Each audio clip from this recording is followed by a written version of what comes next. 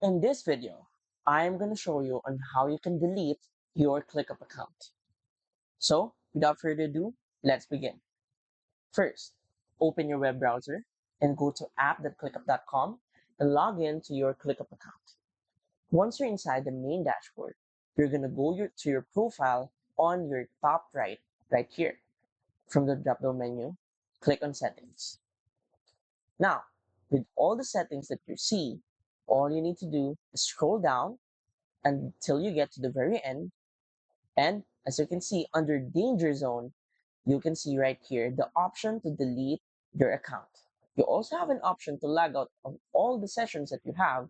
But when you click right here, there would be another pop-up window in which will help you confirm if you are sure with this deletion. Of course, for this video, we will not click on this, but once you click right here, then this ClickUp account will automatically be deleted. And that's it. So, if you want to support your channel, feel free to use the affiliate link given in the video description. Thanks for watching.